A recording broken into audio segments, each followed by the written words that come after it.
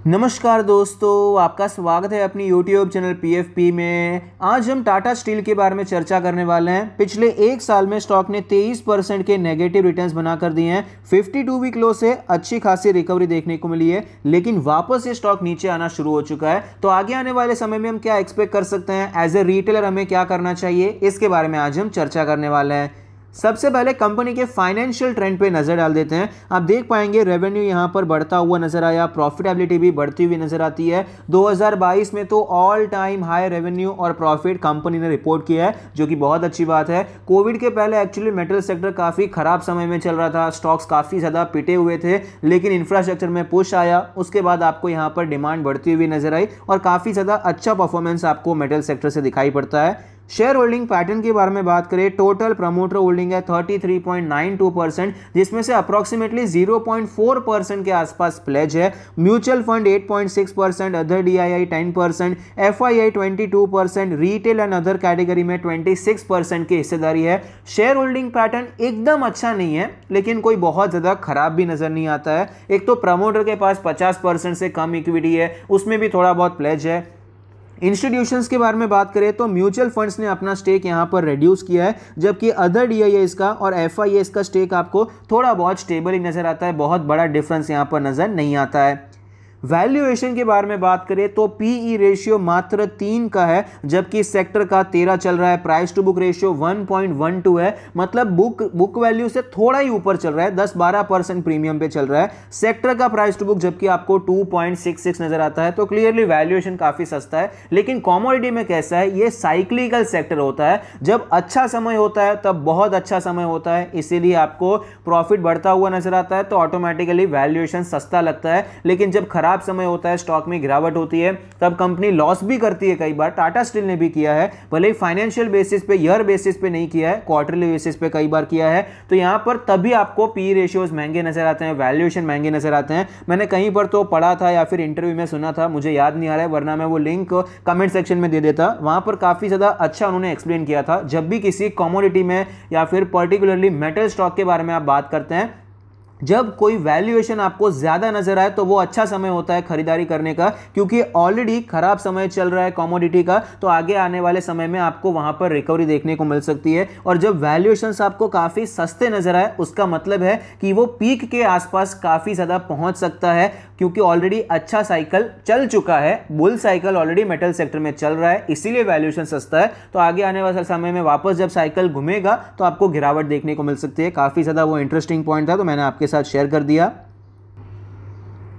अब स्टॉक के चार्ट पर चलते हैं। चार्ट पर हमें क्लियरली नजर आता है कि यहां पर एक शानदार रैली देखने को मिली, उसके बाद स्टॉक हमें नीचे आता हुआ नजर आया। 200 दिन के मूविंग एवरेज पे सपोर्ट लिया, रिकवरी आई, लेकिन स्टॉक ज्यादा ऊपर नहीं जा पाया, वापस गिरावट देखने को मिली और एट द एंड ये लेवल हमें टूटता हुआ नजर आया। स्टॉक में भारी गिरावट हुई, लेकिन रिकवरी भी काफी ज्यादा अच्छी देखने को मिली है और सेम लेवल पे फिलहाल ये स्टॉक हमें ट्रेड करता हुआ नजर आता है। स्टॉक ने 200 डेज के मूविंग एवरेज के ऊपर ब्रेकआउट दिया, लेकिन सस्टेन नहीं हो पाया, वापस गिरावट हो गई और फिलहाल ये स्टॉक अपने 20-100 डेज के मूविंग एवरेज के आसपास ट्रेड कर रहा है। डेली RSI 53 का लेवल है। मोमेंटम तो यहां पर वीक नजर आता है, उसमें कोई डाउट नहीं है। डेली चार्ट पे इंपॉर्टेंट लेवल्स के बारे में बात करें तो फिलहाल यहां पर जो इंपॉर्टेंट सपोर्ट नजर आता है, जहां से आपको ये बाउंस बैक देखने को मिला, 104 के आसपास सपोर्ट है। रेजिस्टेंस के बारे में बात करें, 114 के आसपास का रेजिस्टेंस नजर आता है। वीकली चार्ट पे चलते हैं। वीकली चार्ट पे अगर आप देख पाएंगे, सपोर्ट के बारे में बात करें, अप्रॉक्सीमेटली उसी लेवल के आसपास, थोड़ा बहुत यहां पर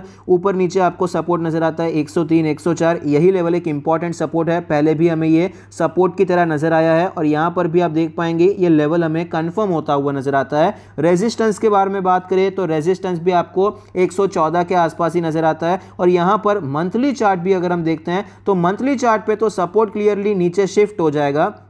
जहां से आपको स्ट्रॉन्ग बाउंस बैक देखने को मिला है वो लेवल है 87 का लेवल। रेजिस्टेंस के बारे में बात करें तो अप्रॉक्सीमेटली जो रेजिस्टेंस नजर आता है 120 के आसपास हमें मंथली चार्ट पे रेजिस्टेंस नजर आता है। रीजन क्या है, यहां पर आप देखेंगे रैली देखने को मिली, लेकिन पॉज कैंडल हुआ, उसके बाद यहां पर एक ब्रेकडाउन हुआ तो स्टॉक में गिरावट देखने को मिली। और ये जो एक ट्रेंड लाइन आपको यहां पर दिखाई पड़ती है मंथली चार्ट पे, डेली चार्ट पे, वीकली चार्ट पे भी, ये जो ट्रेंड लाइन आपको नजर आती है यहां पर भी 120 का लेवल ही एज ए रेजिस्टेंस देखने को मिल रहा है। तो 120 एक रेजिस्टेंस की तरह मंथली चार्ट पे काफी ज्यादा इंपॉर्टेंट है।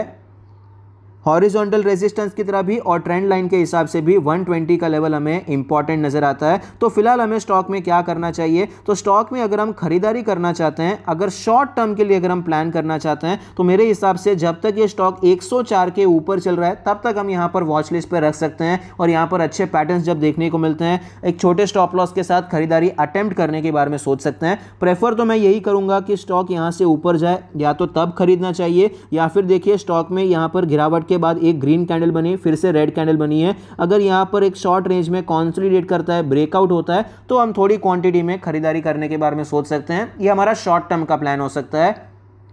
मिड टर्म के बारे में बात करें तो मिड टर्म के लिए फिलहाल मैं इतना ज़्यादा खरीदारी करना प्रेफर नहीं करूंगा, क्योंकि 120 के आसपास एक ट्रेंड लाइन चल रही है। तो अगर हम खरीदारी करते भी हैं तो अभी के लिए 120 के ऊपर के टारगेट हम नहीं रख सकते हैं। तो इसीलिए अभी फिलहाल मिड टर्म के लिए वेट करना मेरे हिसाब से ज़्यादा बेहतर रहने वाला है। लॉन्ग टर्म के बारे में बात करें तो लॉन्ग टर्म के लिए जब भी कोई कमोडिटी सेक्टर के बारे में बात करते हैं, यह साइक्लिकल सेक्टर है, यहाँ पर थोड़ा बहुत यहाँ पर टाइम करना ज़रूरी हो जाता है। ये ऑल वेदर स्टॉक्स नहीं है कि बस जितना गिर रहे हैं लेते जाएंगे, ऐसा नहीं होता है। क्योंकि आप देख पाएंगे टाटा स्टील कितने सालों तक एक ही रेंज में ट्रेड कर रहा था, तो साइक्लिकल सेक्टर में ये प्रॉब्लम कई बार हो जाती है। इसलिए टाइम करना तो यहाँ पर ज़रूरी हो जाता है। और फिलहाल टेक्निकली तो यहाँ पर 120 के ऊपर ही आपको एकदम बुलिश होना चाहिए, तो ही आपको बड़े लेवल्स यहाँ पर दिखाई पड़ सकते हैं। 150 और 150 प्लस के लेवल्स आपको तभी देखने को मिलेंगे जब आपको 120 का लेवल टूटता हुआ नजर आए। तो लॉन्ग टर्म के लिए फिलहाल क्या प्रेफर करना चाहिए, वेट एंड वॉच करना चाहिए।